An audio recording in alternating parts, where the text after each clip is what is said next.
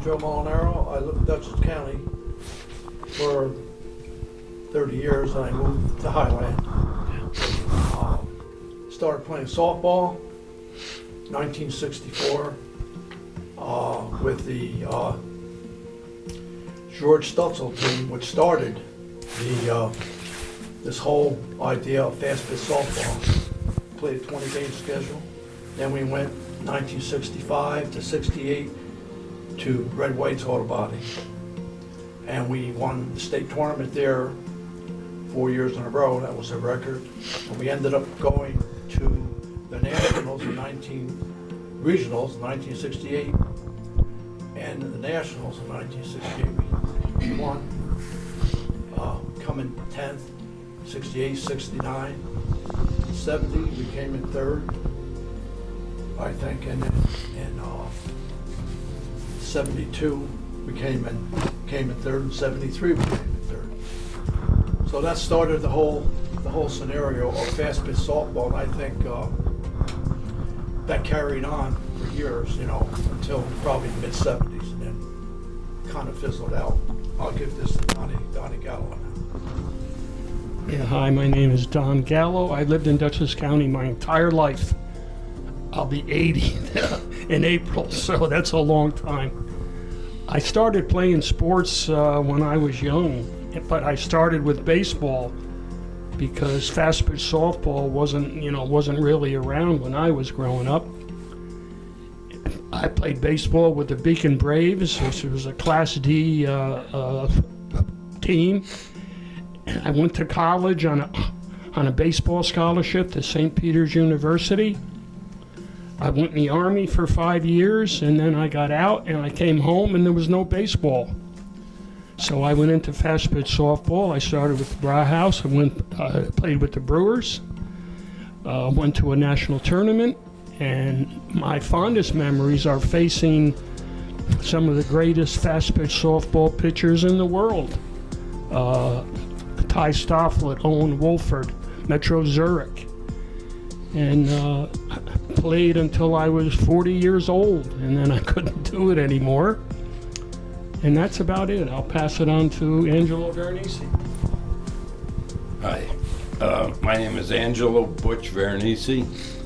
I've lived in Dutchess County for 80 years. I just turned 80 on March 13th.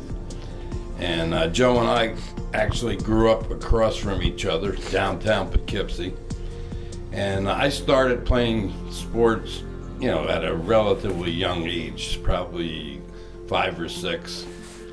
I was a baseball player. I went on to played at Dutchess Community College, where I made All-American, and then I went on to Bridgeport, University of Bridgeport, and played there for my last 2 years, and won the batting crown both years, and made, quite a few all-star teams. And I graduated from Bridgeport in 1967, and Joe, I was playing in a lot of baseball in the Interstate League and various leagues against all ex-major league players, and Joe and I were on the same team out in Millerton, the Millerton Red Sox. And then fast pitch came along. Joe was playing fast pitch, and he talked to me, and he kind of recruited me to come and play with, at that time it was the Poughkeepsie Brewers. And so I resisted it. I told Joe, that's fast pitch is an old man's game, But boy, did I learn the lesson real quick. I was a 400 hitter always in baseball, and I got educated on how difficult fast pitch softball is. And some of my greatest memories, I made All-American in softball in 1973 in Seattle. And I played, I made the U.S., I played on the U.S. team in the Pan Am Games in 1979. And they were my biggest thrills in softball. But one of my greatest memories is the camaraderie that you make with these guys. I mean, I didn't know Vin Caserto growing up. I mean, Joe and I grew up together. I didn't know Don Gallo. These guys are lifetime friends now because of sports, and specifically because of fast pitch softball. And we'll know each other until we're no longer on this earth, and we will always be friends. And that's the same, you know, my brother played, there's missing people here. You know, some are out of town, some are hopefully in heaven. We've lost a lot of players off the Poughkeepsie Brewers. And, but the lasting memories, passing it on to our kids, our grandchildren. My kids grew up on the baseball field and softball field. They met Vinny's kids and Joe's kids, and so it's a circle of love, really, and togetherness that will stay this way forever. Name's Lucas Serto. I'm not from Dutchess County. I was born and raised in Marlboro, New York. I played with the Brewers, and I played in Connecticut with the Ray Bestis and Franklin Cardinals. My friends here, we go back a long ways, all of us here are members of the New York State Hall of Fame, very proud members. I happen to be a very proud member of the National Softball Hall of Fame, which is in Oklahoma City.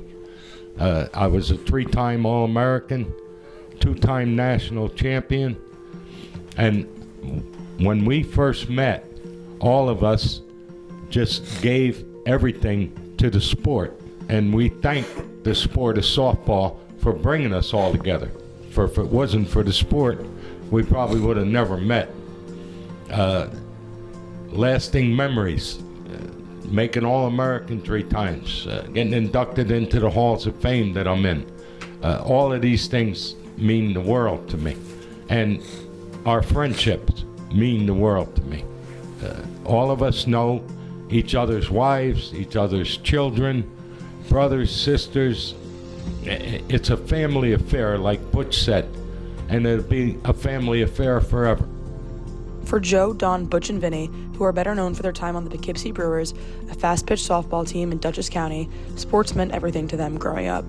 Sports played a role in their everyday lives, and as they got older, the start of fast-pitch softball helped them continue to build on their love of sports even at an older age.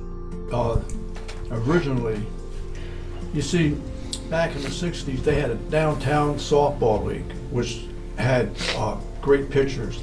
I think that was the start of fast pitch softball when it originated, and it was probably one of the best teams in the state of New York, as a matter of fact. Besides a team up in Niagara Falls, we finally beat them. Weldon, I forgot the fellow's name, but then it went to the George Stutzel, who was a sponsor of the basketball, big basketball like tournament, in the YMCA tournament. He sponsored us in 1964, 10 players, and we hung together as a group. I'm telling you, really, really tight. Then it went to Carl Riddle, and from 1965 to 1968, then the Brauhaus took over with Walt Bastian, and that's when we started to pick up this kind of professional softball stuff. And I think with that, and us as a group, a determined group, to be the best we can be. We were all good athletes. We all could play. So we just had to learn how to play the sport. And by us playing Providence, Rhode Island, and the great Red Bestis Cardinals and stuff, taught us how to play fast pitch softball. And we became the number 3 team in the country for several years in a row. So that was a big thing for us. And that's how it started. My recollections of fast pitch softball and its origins were back in the 50s and the 60s. A lot of companies sponsored teams. And at that time, you had men who were great pitchers, who were interested in pitching. Now, no one is interested in picking up a softball and learning how to pitch fast pitch softball. And that was, that's one of the reasons of the demise of fast pitch softball. when I was in the Army in Southeast Asia, I played fast pitch softball for Army. And when I came home, I always had that bug, and I sought out, teams, and, I finally hooked on with the Brewers, and, some of the best memories I have are playing with the Poughkeepsie Brewers. Joe, Don, Butch, and Vinny have fond memories playing for the Brewers and recall the passion and commitment fans in the local Poughkeepsie area brought to their games as well. The network of fans the team brought along is something these men still think about to this day. I believe that the caliber of ball and the caliber of ball players that we had in Poughkeepsie drew people. We started out and we played on several different fields, but there was thousands of people. When we played the top teams, Ray Bestis Cardinals, the Reading, Pennsylvania Sunners with Ty Stofflet, we had tremendous support. And if not for that, we couldn't raise enough money because it was very expensive to travel within the league that we played in, which was called the Eastern Seaboard League. And to travel, if you wanted to play the best competition, you had to travel, and you needed money to travel. And we did fundraisers and raffles, but the support of the people, in my opinion, was the greatest thing. There was actually a section in the bleachers. I forget what they had, a bugle, and they used to do charge all the time, and they had their refreshments up in coolers, and it was a pretty memorable thing to see. They rooted you on. They were like typical Yankee fans, though. When you were going good, they were really happy, and when you were going bad, they let you know about it. But it was a good thing for Poughkeepsie. Yeah, to echo what they just said, all you had to do was look at the bleachers when we played our games on Saturdays and Sundays. I mean, they were filled, and there was no shortage of sponsors either. Fast pitch softball was important to Poughkeepsie. The thing I can say is that we developed a portion of the fans. It was called Section 8, and with Burt Wood, and he was a little guy with no teeth, and he would egg all the people on. So whenever we played, it didn't really matter if they were the Stratford, Connecticut teams, were powerful teams, or maybe local teams, or people showed up. Looking forward, the men still have a deep friendship with one another and a lifelong passion for sports. To kids today, their message is simple: get outside and play. My advice simply would be to get outside. I mean, they're on their computers, they're on their iPads, they're on their phones. And sports has changed a lot, over the years. Now when you drive by fields which were, loaded with baseball players and softball players, now all you see is soccer and lacrosse. You just don't see those sports anymore, and it's unfortunate. But my advice to kids: get out, breathe the fresh air, find a sport that you like. I mean, it's something to do. Get out of the house, and it's healthy. My advice I applied directly to my grandchildren. They come to my house. We babysit often. And the three smaller ones, one's 11, and we have twins that are 7. They get to my house. I take their device. I put it aside so they don't have the phone to distract them. I get my old body outside. My neighbors get a big kick out of it because I sit on my lawn chair. I put my tractor as a backstop, and I pitch to them. And so instead of being on TV or on YouTube or on, I'm actually pitching to them.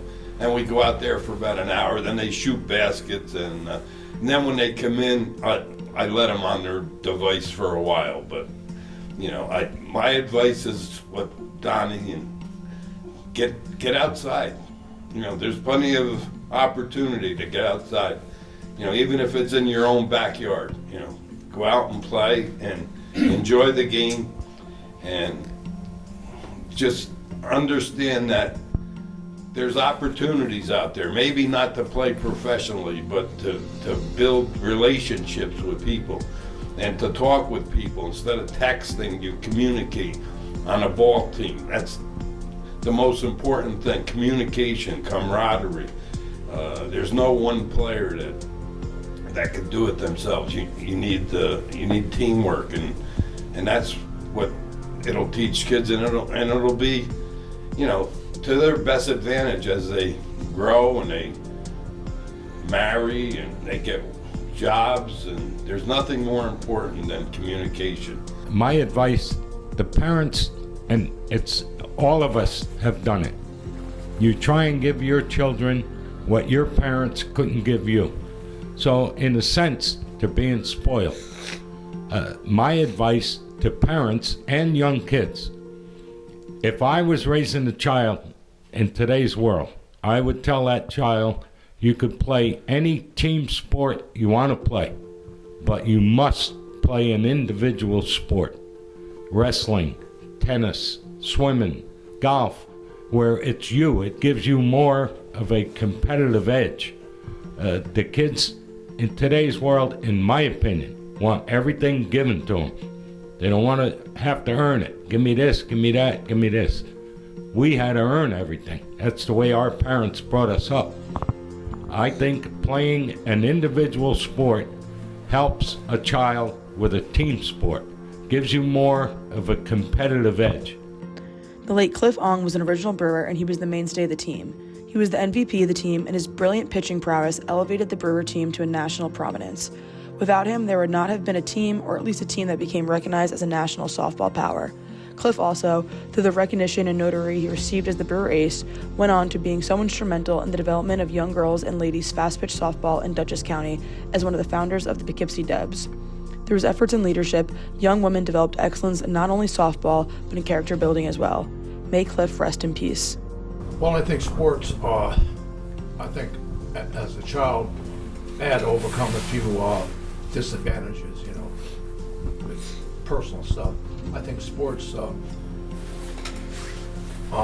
probably helped me get over that hump by associating myself with teammates that gave me the incentive and the strength to overcome my weaknesses, And so from that point, my greatest experience in life, besides sports, was getting a college education.